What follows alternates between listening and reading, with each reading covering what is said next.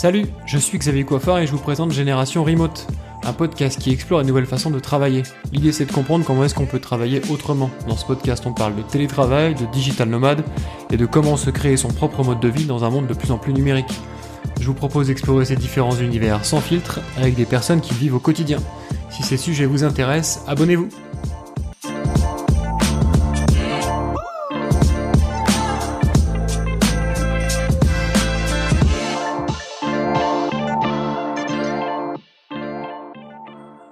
Bienvenue sur Génération Remote. Aujourd'hui, j'accueille Bob Martin, qui est développeur depuis 6 ans, qui fait du Ruby. Et voilà, je suis hyper content de t'accueillir toi comme premier guest sur ce podcast. Ça fait assez longtemps qu'on se connaît. On s'est croisés il y a presque 10 ans, je pense maintenant, dans des ateliers Vim à l'époque. Donc voilà, je suis hyper content de t'avoir toi. Est-ce que tu peux te présenter rapidement ? Salut, moi c'est Bob, j'ai 48 ans bientôt. Quand tu me dis, je suis développeur web, plutôt orienté Ruby depuis 6 ans maintenant. Effectivement, je suis arrivé à Ruby après une longue période dans la fonction publique où j'ai fait un peu tous les métiers. J'étais développeur PHP à mes débuts, j'ai fait administrateur système, j'ai fait responsable de service aussi. Finalement, je suis revenu à mes premières amours de développeur. Ça s'est passé à une période où je savais plus trop ce que je voulais faire dans ma profession, et j'ai commencé à chercher dans le privé, sans succès, parce que en venant de la fonction publique, c'est très compliqué a priori. Il y a des gros a priori sur la fonction publique dans le privé. Et j'ai fait pas mal de recherches, pas mal d'entretiens qui n'ont débouché sur rien. Et au final, j'ai eu un coup de chance. C'était une époque où je faisais pas mal de meet-up, et je pense que c'est dans cette période-là qu'on s'est rencontrés. Je faisais pas mal d'articles de blog sur mon blog perso, et de fil en aiguille, j'ai fini par rencontrer mon patron avec qui je bosse actuellement, et ça se passe toujours très bien. Voilà. Ok, du coup, qu'est-ce qui t'a poussé à changer ? Est-ce que c'est changer de métier, passer de peut-être DevOps à vraiment du dev pur et dur ? Est-ce que c'est le changement aussi de mode de travail, de passer sur un fonctionnement remote, ou est-ce que c'est les deux ? Alors, il y a eu plusieurs choses, hein. Effectivement, comme tu dis, je faisais du DevOps, et je me suis rendu compte que ce qui me plaisait plus dans le DevOps, c'était le développement plutôt que l'opérationnel. 3/4 de mon temps, je faisais du script, du développement pour administrer mes machines. Donc au final, le retour aux sources vers le développement, c'est un peu imposé naturellement. Quant au remote, ça c'est un concours de circonstances, parce qu'effectivement la boîte dans laquelle je travaille n'a pas de locaux, donc on est 100% remote chez soi, et j'ai découvert le remote complètement en changeant de métier, quoi. Ok, donc c'était vraiment changer de métier et puis ensuite remote, quoi. Et alors du coup comment s'est passé ? C'est intéressant, comment s'est passée la transition ? Comment est-ce que t'es passé de quelqu'un qui fait métro boulot dodo pour le coup, c'est-à-dire vraiment les trajets en voiture et tout ça, à travailler de chez toi, parce que je crois que tu travailles essentiellement de chez toi en ce moment ? Oui, essentiellement. De toute façon, en plus, depuis l'année dernière, c'est exclusivement. De temps en temps, je fais des passages dans des coworking ou je vais travailler chez des copains, entre guillemets. Les gens que je rencontre dans les meet-up, je dis, ah tiens, je peux venir bosser dans ta boîte, et puis souvent ça se passe bien, donc je le fais de temps en temps. Mais pour revenir à ta question, la transition, je l'ai subie de plein fouet, hein. Comme tu dis, moi j'étais un travailleur qui faisait du commuting, hein, tous les jours. Moi je prenais le train en plus, donc c'était assez lourd. Du jour au lendemain, je me suis retrouvé à rester chez moi, avoir beaucoup de temps libre au final, parce que tous ces temps de trajet qui étaient un peu perdus, qui étaient peut-être rentabilisés avec de la veille techno, ou bien de l'écoute de podcasts ou des choses comme ça.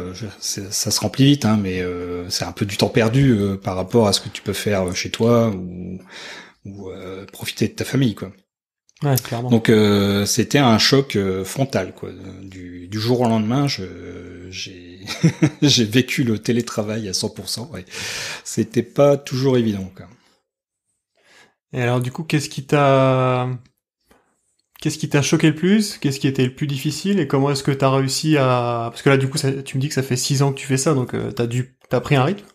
Comment est-ce que Qu'est-ce qui était difficile? Et puis, qu'est-ce que t'as mis en place? Comment tu t'es organisé?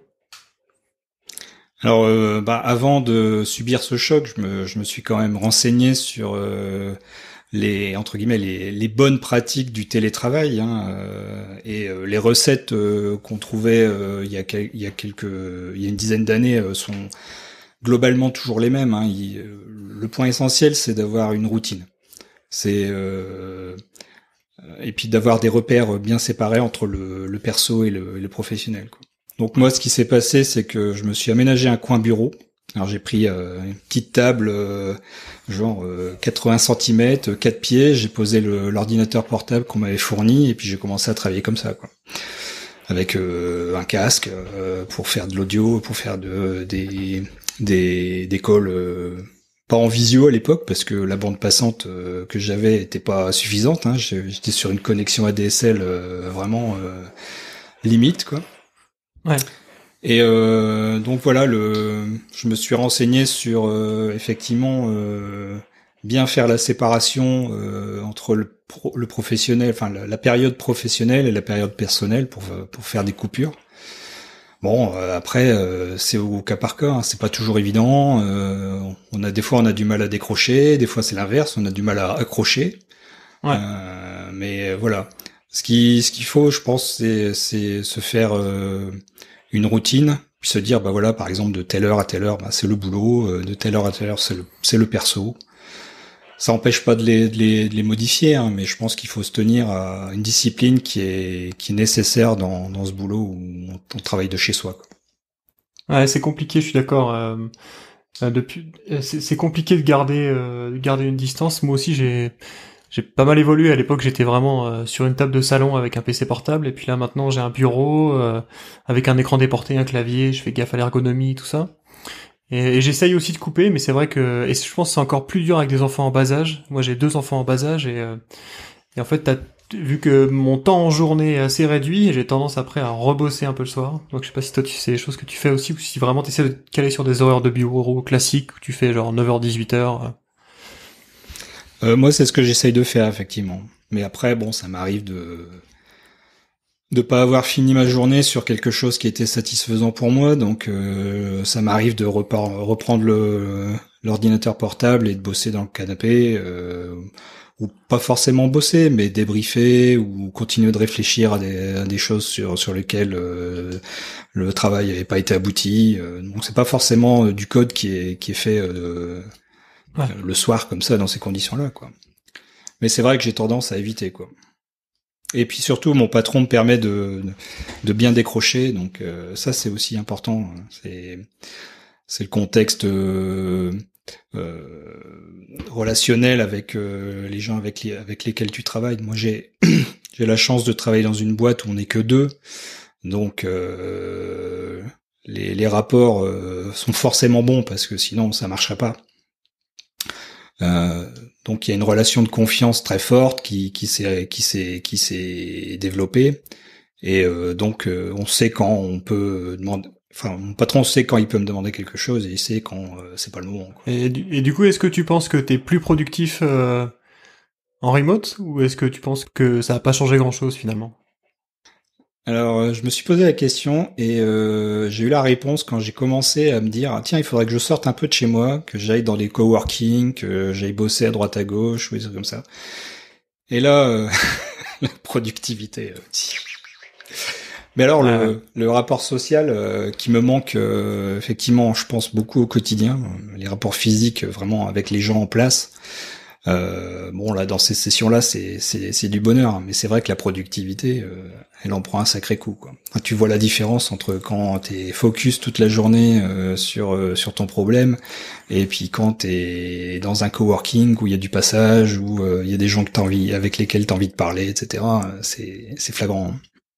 Ouais, non, il y a un aspect humain qui est pas négligeable, mais c'est vrai que moi c'est pareil. Je suis passé de freelance en remote avec des clients qui étaient assez loin à un taf de salarié à un moment. Et effectivement, au début, je comprenais pas comment les gens pouvaient passer des journées entières à être productifs, je sais pas, quelques heures dans la journée, presque. J'avais l'impression de faire des demi-journées en fait, alors que c'était les rythmes de croisière, quoi.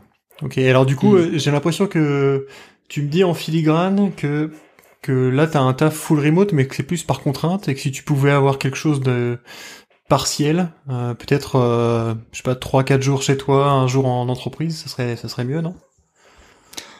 Non, c'est pas forcément par contrainte, mais bon, dans les faits, c'est le cas, parce que de toute façon, on n'a pas de locaux, donc on est bien obligé Ouais. de bosser quelque part. Euh, mais comme je disais, hein, moi j'ai connu le tout et le contraire, quoi. Donc l'intermédiaire, je sais pas si ça me conviendrait en fait, au final. Hein. Ça me conviendrait probablement pour justement toute cette approche rapports sociaux, rapports humains qu'on a effectivement en visio, mais c'est pas pareil. Enfin, Ouais. tu dois aussi le ressentir. Hein. C'est pas pareil d'être avec des gens en vrai et derrière une caméra, quoi. Ouais. Donc, je saurais pas te répondre puisque j'ai pas Ouais. d'expérience là-dessus. Puis c'est vrai qu'en plus là, bah là en plus c'est Covid, hein, donc avec le Covid, c'est tous les espaces de coworking sont fermés souvent ou presque tout le temps. On est quand Mhm. même cloîtré chez nous, donc c'est vrai que cette expérience du télétravail dans cette période de Covid, elle est quand même vachement dégradée par rapport à exactement quand moi j'étais en remote et que je pouvais aller au coworking une fois ou deux par semaine. Ça changeait vachement mon approche aussi du télétravail. Ça rompt Mhm. la solitude en fait.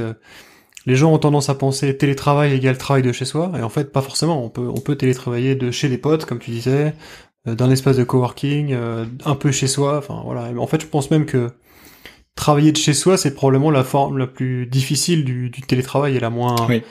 la moins glamour. On pourrait très bien imaginer. À un moment, je l'ai fait aussi, faire du télétravail, mais en fait, j'étais 5 jours sur 7 dans un espace de coworking.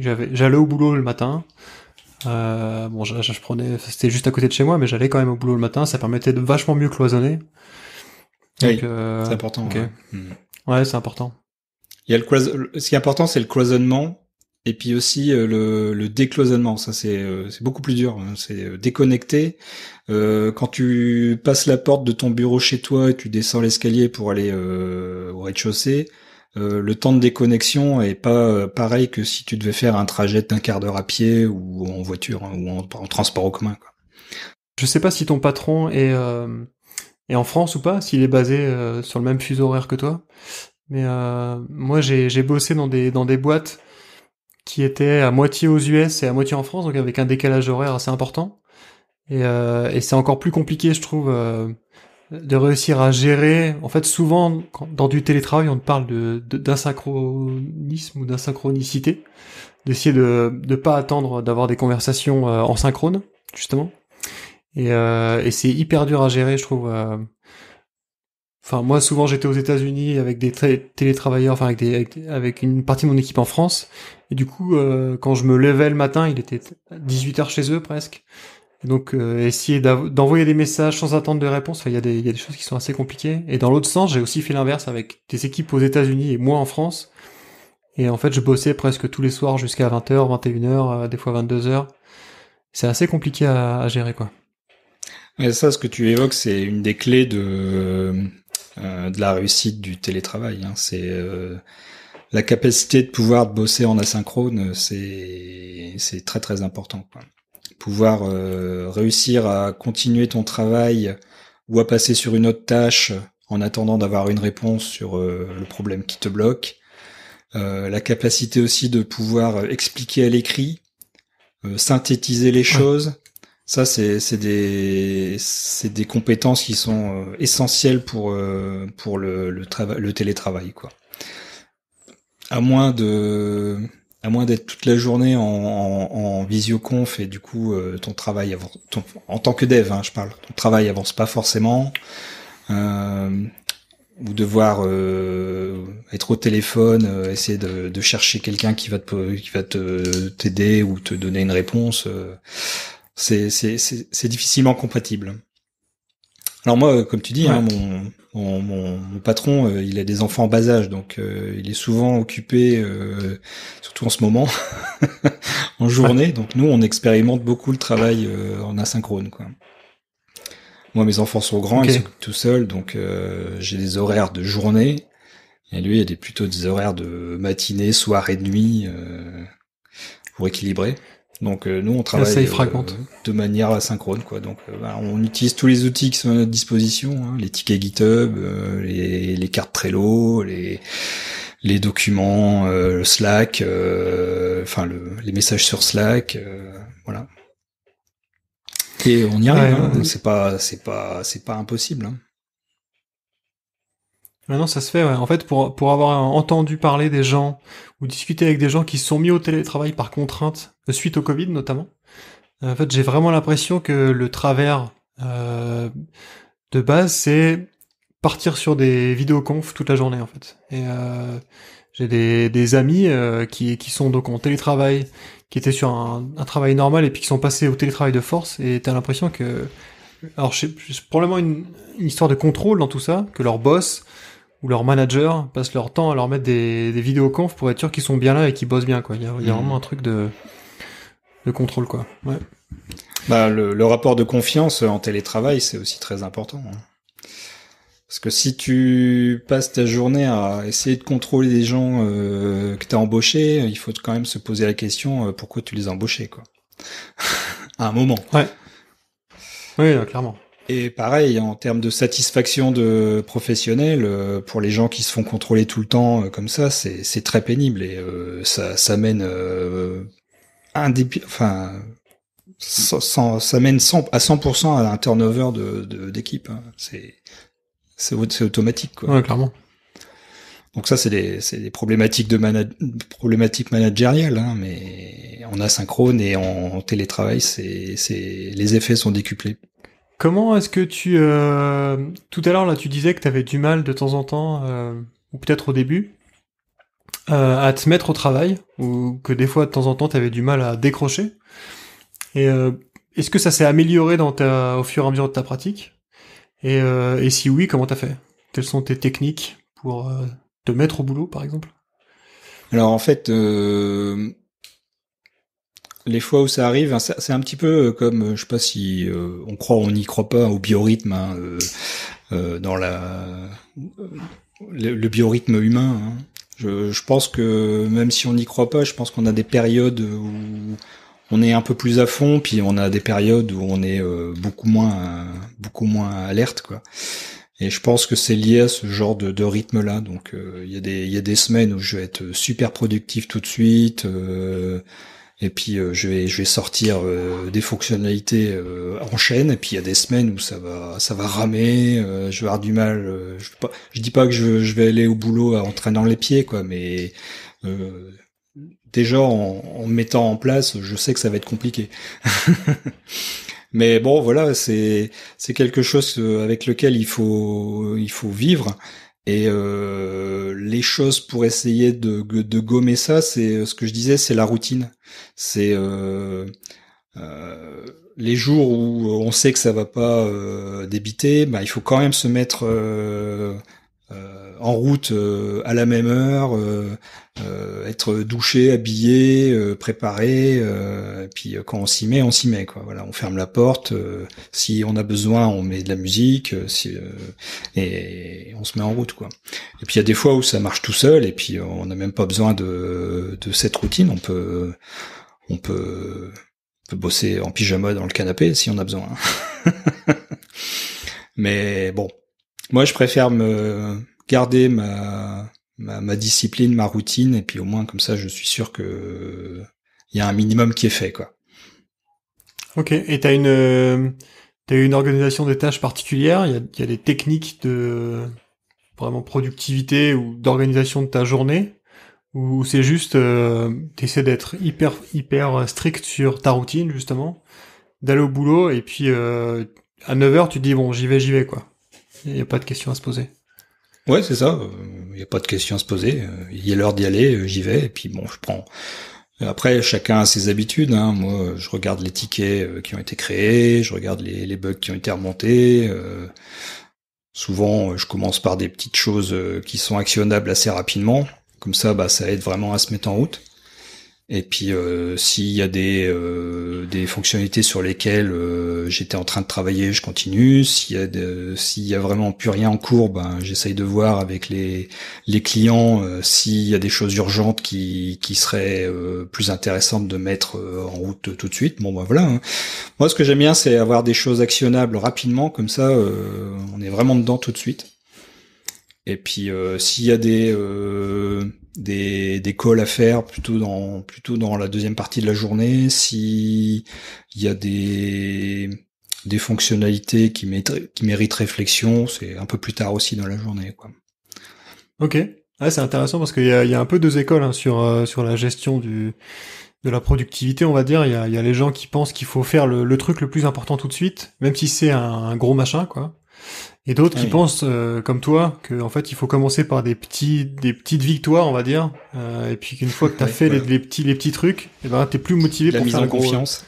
Ouais, c'est ça, ouais, de la mise en confiance. Mais c'est un vrai sujet, hein, l'histoire de comment est-ce que tu te mets à bosser, surtout quand t'es tout seul chez toi. C'est vraiment, il y a vraiment des jours où c'est hyper dur, quoi. Et en fait, moi, j'ai tendance à essayer, et en fait.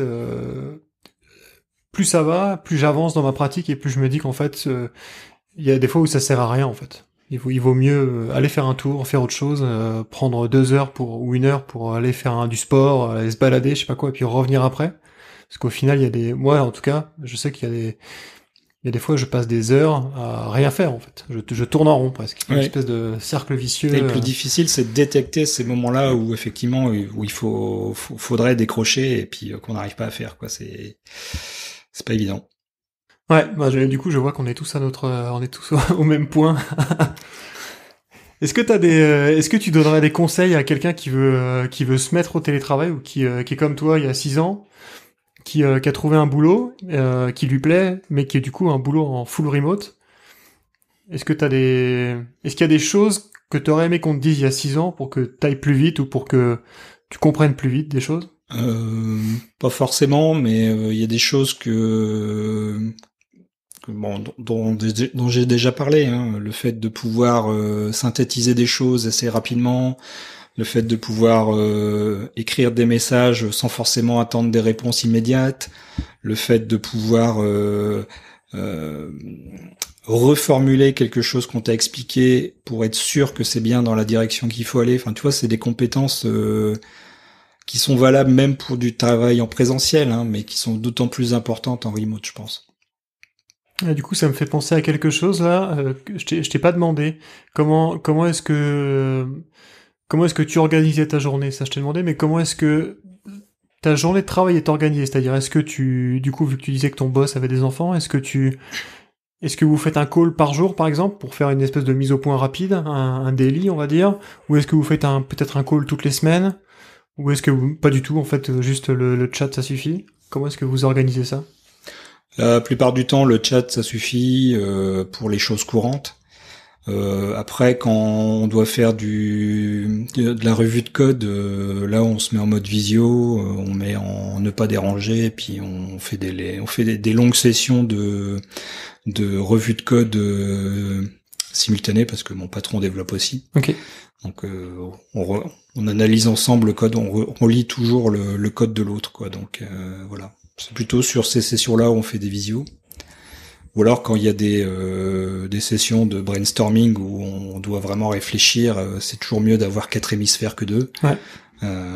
Voilà. Ok. Donc voilà, c'est pas systématique, c'est plutôt au feeling, quoi. Ouais, donc rien de régulier, quoi. Et puis surtout quand on est dispo tous les deux en même temps, ça c'est pas toujours évident non plus. Et il y a jamais de quiproquo. Il y a jamais de malentendu, ou il y a jamais des fois où tu pars sur un truc et en fait au bout de je sais pas, quelques jours ou quelques heures peut-être, tu te dis en fait non, on s'est pas compris, je me suis enfin voilà, Ah si. Plein de fois, plein de fois. Après, on a tous nos sensibilités, on a tous notre façon d'appréhender les problèmes.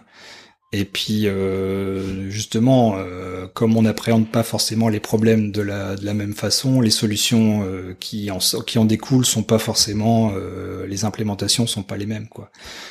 Globalement, il n'y a jamais d'erreur grossière, et encore s'il y en a, on les détecte assez vite, quoi. Mais oui, il y a des quiproquos, même en faisant des calls en audio, même en essayant de poser les choses.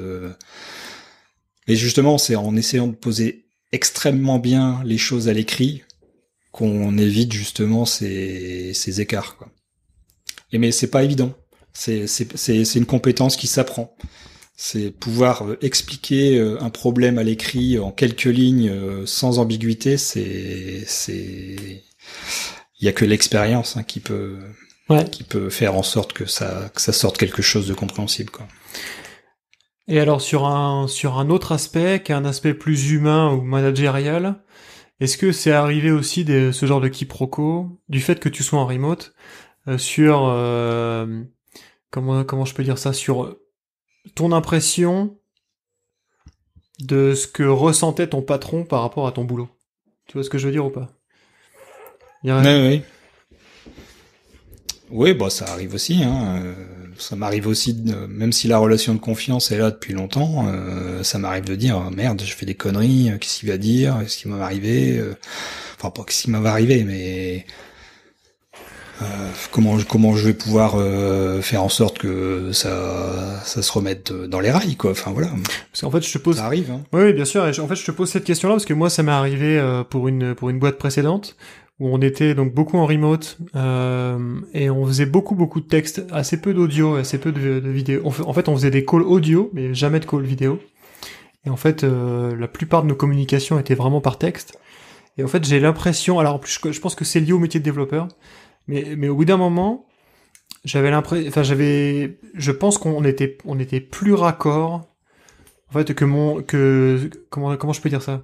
Au bout d'un moment, j'avais l'impression que ce que les autres pensaient de moi était en fait pas vraiment coordonné avec ce que les autres pensaient vraiment de moi. Il y a une espèce de, tu vois ce que je veux dire, une espèce de décalage et qui était en fait un malentendu, quoi, clairement. Et en fait, je pense que c'était vraiment dû au fait que ça soit la conversation uniquement par texte, et probablement aussi dû au fait que c'était, à l'époque, j'étais développeur, et qu'en fait, travailler comme étant développeur, je trouve qu'il y a un espèce de biais qui arrive assez vite. L'histoire du syndrome de l'imposteur, là, on a toujours l'impression, pour en avoir parlé avec beaucoup de développeurs, de soit pas travailler assez vite, soit de pas être assez bon, soit de faire trop de bugs, ou de culpabiliser parce qu'on n'a pas vu ce bug. Enfin voilà, il y a tout un espèce d'état d'esprit avec la profession de développeur, qui en plus rajouter à ça une couche de remote par-dessus, peut des fois, en tout cas c'est mon expérience, amener à une espèce de situation hyper désagréable. Et du coup je voulais savoir si en fait c'était ça ma question, c'est est-ce que toi c'est quelque chose que tu as déjà ressenti? Et oui, plein de fois, surtout au début, quoi. Parce que après il y a aussi la problématique de la différence de compétences. Moi, entre guillemets, je suis développeur depuis 6 ans officiellement, même si j'ai un bagage derrière et si j'ai d'autres compétences. Ouais. Mais mon collègue, mon patron, il développe depuis 20 ans et bon, le niveau est clairement pas le même, quoi. Donc le syndrome de l'imposteur, moi je connais très bien. Et après il y a des solutions toujours à ça. Effectivement, se parler en vrai et puis dire les choses, c'est une chose. Pour éviter les incompréhensions quand on fait du texte, quand on n'arrive pas à manipuler le texte correctement, nous on peut faire aussi du pseudocode. Ça arrive qu'on fasse du pseudocode. Ouais. Et des fois on se comprend mieux en faisant un pseudocode en faisant 3 paragraphes, quoi. Donc il y a toujours des solutions, quoi. Mais c'est vrai que ce sentiment de pas être à la hauteur dans tous les domaines, c'est partout pareil, mais c'est le syndrome du siècle. Ouais, c'est ça. Et puis du coup, comme t'es de fait un peu isolé, je trouve que ça peut rajouter. Enfin, en tout cas, j'ai l'impression que moi, dans mon cas, ça a clairement rajouté une couche à ça, quoi. Et c'était effectivement un manque de communication, clairement, quoi. C'était clairement un manque de communication. Dans ces cas-là, dans ces cas-là, ce qu'il faut faire, c'est justement, quand on a ces difficultés en asynchrone, c'est essayer de passer en synchrone le temps de résoudre ça, quoi. Ouais. Ça, c'est important. On avait une règle, c'était si on était bloqué, enfin c'était surtout valable pour moi, si on était bloqué sur un truc plus de 20 minutes, on faisait un call, quoi. Ah ok, ah oui, donc quand même. Si on voit soit faire un call ou la solution que tu évoquais, aller faire un tour, prendre une douche, faire quelque chose d'autre et reprendre, quoi. Ah, c'est intéressant, parce que 20 minutes, c'est quand même relativement court, non? Oui, enfin après c'est sur une problématique où on sort vraiment rien, quoi, si on tourne en rond, quoi. Ah ouais. Ah, Après, sur un problème complexe à implémenter, si on y passe la journée, on y passe la journée, hein, c'est comme ça, mais c'était une règle qu'on s'était dit, si vraiment on est bloqué et puis il y a rien qui sort pendant 20 minutes, voilà. Ah, c'est pas On mal. passe Ouais. en synchrone, on essaye de débloquer. Ouais, t'avais un bouton help, quoi. Quand c'est possible, hein. Quand c'est possible. Ouais, ça c'est vraiment cool. Et quand c'est pas possible, il faut faire autre chose. Passe sur un autre problème. Ouais. Ok. Et pendant qu'on règle l'autre problème, peut-être que le cerveau, en tâche de fond, réalise d'autres choses, range les cases, et puis on arrive à ressortir quelque chose quand on reprend, quoi. Ouais, ok. Ça c'est super intéressant, l'espèce de help au bout de 20 minutes, là, ça m'aurait, je pense, fait gagner du temps à l'époque. Ok, ça marche. Du coup, peut-être dernière question, est-ce que tu reprendrais un taf classique? Est-ce que si demain ton patron te dit bon écoute, j'ai levé 5 millions, j'embauche 6 personnes et on monte une vraie entreprise avec des vrais bureaux et des vrais sièges, tu serais voilà, ou est-ce que si tu avais envie de changer, est-ce que tu partirais sur un boulot où tu reprendrais le train le matin? Franchement, je me pose presque pas la question, quoi, parce que c'est vrai que le changement a été compliqué, le changement à l'envers le serait encore plus, je pense. Parce que le full remote, quand même, apporte une souplesse qui est très intéressante dans notre métier. Parce que en tant que développeur, alors c'est peut-être valable pour d'autres métiers, hein, mais en tant que développeur, tu peux pas dire à quelqu'un bon, tu vas être productif de telle heure à telle heure, quoi. Ça dépend beaucoup des gens, ça dépend beaucoup de la situation, ça dépend de la période, enfin ça dépend de tellement de choses. Nous on fait un métier qui est créatif, hein. On n'a pas l'impression que ça l'est, mais c'est effectivement le cas. Et le présentiel sur des horaires de bureau, oui, si j'avais pas le choix, je le ferais bien, hein, mais je pense que les mentalités évoluent pas mal, et de plus avec cette période de pandémie où les gens se sont quand même rendus compte que le télétravail, c'était pas être toute la journée en chaussettes dans son canapé à attendre qu'il y ait un call qui se passe. Je pense que les équilibres vont de nouveaux équilibres vont se trouver dans les entreprises, je pense. Ouais, ça a l'air. Mais c'est clair qu'un boulot à 100% présentiel à la défense, non. Ok, donc c'est marrant parce que dans ce podcast, on a quand même parlé de pas mal d'inconvénients et de quiproquos que ça pouvait amener, ce genre de choses. Mais au final, je pense que toi comme moi, on est à peu près d'accord sur le fait que un boulot plein temps en présentiel, bof quoi. Pas trop envie d'y retourner. Voilà. Ok, écoute, je pense que ça sera la conclusion de cet épisode. Ça me paraît être une bonne conclusion. Où est-ce qu'on peut te contacter? Est-ce que t'as un blog, un Twitter, ce genre de choses? Oui, sur Twitter, Bob Marten, tout collé. J'ai un blog encore jusqu'à temps que le domaine expire.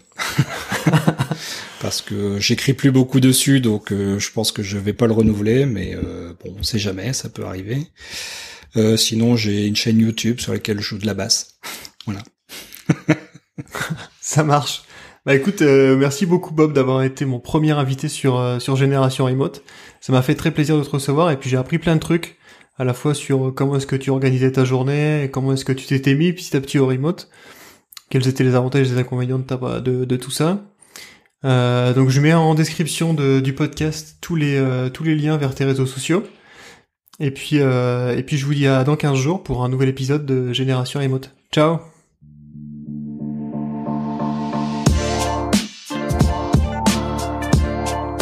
Merci d'avoir écouté Génération Remote. Si ce podcast vous a plu, n'oubliez pas de le partager autour de vous et de lui donner 5 étoiles sur iTunes, c'est la meilleure façon de m'aider. Si vous cherchez un emploi full remote, allez faire un tour sur remotefr.com. C'est un job board qui regroupe que des emplois tech 100% remote. On se retrouve dans 15 jours pour un nouvel épisode. D'ici là, portez-vous bien.